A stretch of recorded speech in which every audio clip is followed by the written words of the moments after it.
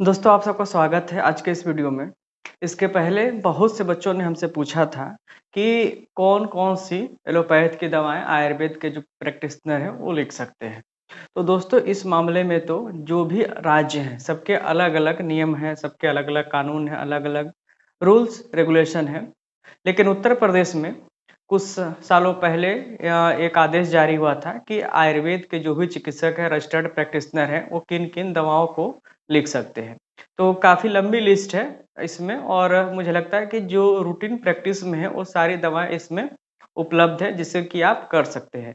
जहाँ तक इंजेक्शन की बात है, तो इसमें इंट्रावेनस यानी कि आईवी इंजेक्शन को मना किया गया है कि जो भी आयुर्वेद के चिकित्सक हैं, वो आईवी इंजेक्शन का प्रयोग नहीं कर सकते। और सर्जरी में क्षार सूत्र की बात की गई है या ऐसी कोई भी सर्जरी जिसमें हम आयुर्वेदिक पद्धति से सर्जरी कर सकें। तो ऐसे सभी सर्जरी करने की अनुमति प्रदान की गई है। तो चलिए कौन-कौन सी दवाओं की अनुमति है लिखने की, विशेष रूप से केवल उत्तर प्रदेश की हम बात कर रहे हैं। तो इसके लिए हम आपको ले चलते हैं मोबाइल के स्क्रीन पे और वहाँ डिटेल में बताते हैं कि किन-किन दवाओं को आप लिख सकते हैं। वीडियो को आप अंत तक ज़रूर देखिएगा और अगर वीडियो आपको अच्छा लगे या अगर आपके लिए हेल्पफुल हो, तो आप इसे अधिक से अधिक शेयर ज़रूर कीजिएगा, जिससे कि उत्तर प्रदेश में जो भी आयुर्वेद के चिकित्सक हों, उनको इन जानकारी का लाभ अवश्य मिले कि वो कौन-कौन सी एलोपैथी की दवाएँ अपने प्रैक्टिस में प्रयोग कर सकते हैं। तो चलिए शुरू करते हैं आज का वीडियो। तो दोस्तों यह जो है आदेश है 7 नवंबर 2017 का और यह आदेश यतीन्द्र मोहन विशेष सचिव उत्तर प्रदेश शासन की तरफ से निर्गत है और यह भेजा गया है प्रमुख सचिव चिकित्सा स्वास्थ्य परिवार कल्याण को, निदेशक आयुर्वेद सेवाएं और निदेशक यूनानी सेवाएं, यानी कि आदेश जो है आयुर्वेद और यूनानी दोनों चिकित्सकों पे समान रूप से लागू है। अब यहाँ पे जो विषय है कि उत्तर प्रदेश इंडियन मेडिकल विधेयक 2015 के अंतर्गत आयुर्वेद एवं यूनानी विधा के पंजीकृत चिकित्सकों द्वारा लिखी जा सकने वाली औषधियों के संबंध में। तो यहाँ पे पूरा डिटेल है, आप लोग इसको पढ़ सकते हैं वीडियो पॉज करके।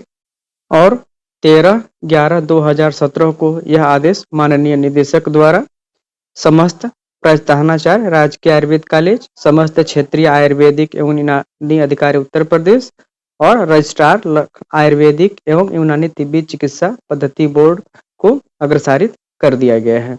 तो देख लेते हैं कि इसमें कौन-कौन सी औषधियों का प्रयोग किया गया है। ये उसी ऑर्डर का अंग्रेजी में रूपांतर है, आप इसको देख सकते हैं।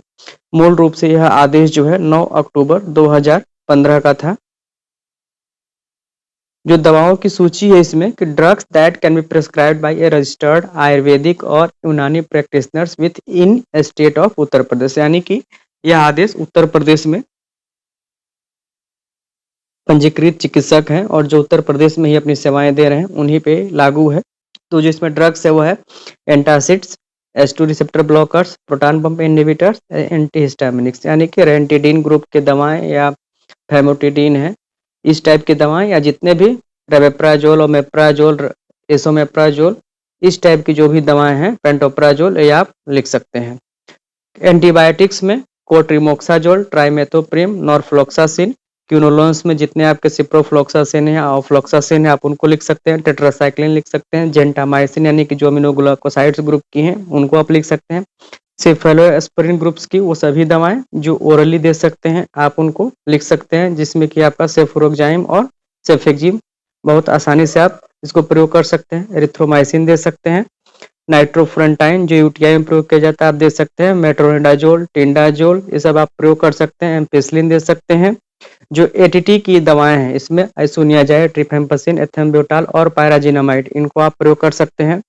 जो कीड़े मारने की दवा है एंटी हेलमिंथिंग्स, उसमें मेबेंडाजोल और अल्बेंडाजोल आप प्रयोग कर सकते हैं। एंटी मलेरियल ड्रग्स की दवाओं का प्रयोग कर सकते हैं, जिसमें कि क्लोरोक्विन है, क्विनिन है, प्राइमाक्विन, सल्फाडॉक्सिन, पाइरिथामाइन। जो लेप्रोसी की दवाएं हैं आप उनका प्रयोग कर सकते हैं।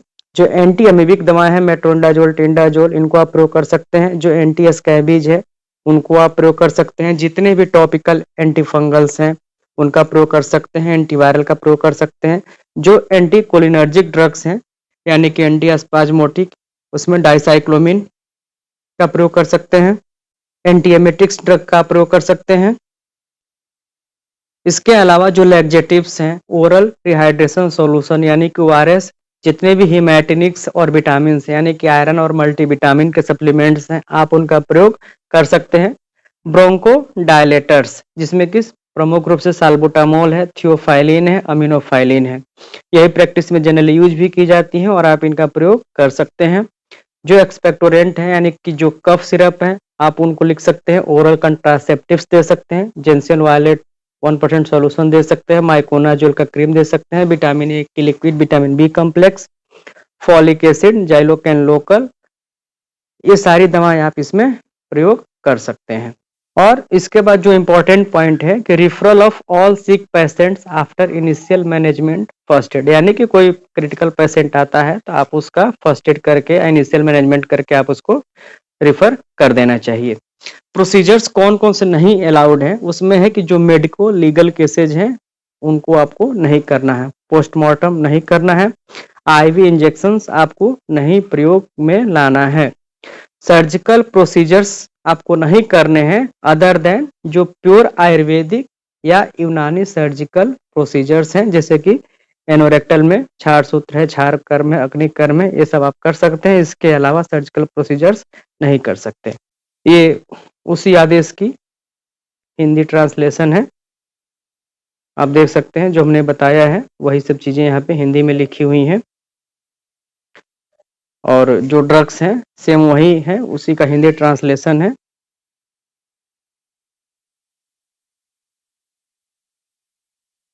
बाकी इसके अलावा अगर आप अलग राज्य से संबंध रखते हो या अलग राज्य में प्रैक्टिस करना चाहते हो तो ऐसे ही आदेश लगभग हर राज्यों के हैं। आपको उन आदेश को देखना चाहिए कि वहाँ पे किन किन चीज़ों की अनुमति है और उसके आधार पर आपको प्रैक्टिस कर लेनी चाहिए।